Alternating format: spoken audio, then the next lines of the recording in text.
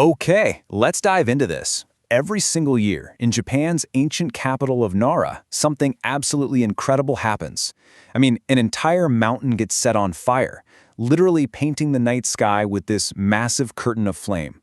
It's a tradition that feels ancient, sacred, like it's been around forever. But now, something is changing. The event is called the Wakakusa Yamayaki. And I want you to just picture this for a second. You're standing in the freezing January air, and you're watching as a wall of fire just rushes up a 342-meter-high mountain. One visitor put it perfectly. They just said, the burning was so powerful. This isn't just some bonfire, It's a full-on, controlled inferno. It's a spectacle that is somehow both destructive and breathtakingly beautiful at the same time. And this is not just for show. The Yamayaku is a really solemn ritual with some incredibly deep roots.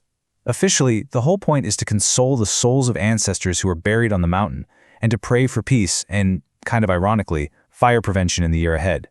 It's a deeply spiritual event. The ceremony itself is just beautiful. It all kicks off with a sacred torch being carried from the famous Kasuga Grand Shrine. Then, after this huge, spectacular fireworks display, monks take that sacred flame and they use it to light the mountain's dry grass. This is the official story, the beautiful face of the tradition. It's a perfect picture, isn't it? A sacred ceremony free for anyone and everyone to see for centuries. But this is where our story takes a very, very modern turn, because a new question has popped up that makes this whole thing way more complicated. Who gets the best and safest seat? That's right. After hundreds of years of being a totally free, public event, the organizers have introduced a huge change, one that completely alters how people get to experience this ancient ritual. For the very first time, the absolute best viewing spots, we're talking right at the foot of the mountain, and on a nearby rooftop, were roped off. And if you want to get in, you've got to buy a ticket. The best views are officially no longer free. But hold on, it gets even more complex than that.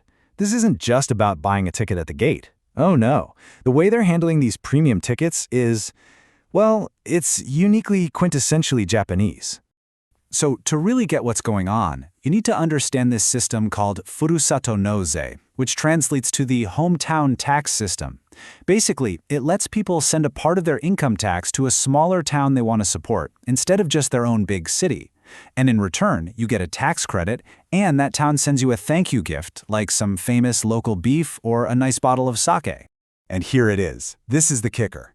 The organizers of the Yamayaki Festival are now offering premium tickets to this sacred fire festival as a return gift for people who donate to the city of Nara through this tax program. Suddenly, access to a spiritual ceremony is tied directly into a government tax incentive scheme. It's wild. This just blows the whole thing wide open, doesn't it? It raises this huge question that's at the heart of a debate happening all across Japan. Is this ancient ritual still a spiritual event, or has it just become another transaction for tourists? To figure that out, we have to look past the surface and unpack the cultural logic that's really behind this decision. This is where we run right into the classic Japanese concepts of tatame and hone. Tatame is the public face, right? It's the official reason you give for something. In this case, the tatame is, we need paid areas to prevent crowd accidents and ensure public safety. And look, that's true. But then there's the hone, the unspoken private truth. And the hone here is, this is also a way for us to manage insane over-tourism and create a source of funding we desperately need to keep this tradition alive. The second key idea here is something called suntoku, which is basically a profit-loss calculation. It's a super pragmatic way of thinking. When you're faced with a tough choice, the idea is to weigh the sun, the loss or disadvantage, against the toku, the gain or advantage, for absolutely everyone involved. So, let's just apply that sontoku logic. For the organizers, the toku, the gain, is crowd control and money. The son, the loss, is getting criticized for selling out a sacred tradition. For the tourists who pay, the gain is an amazing, safe view guaranteed. The loss is, well, the money.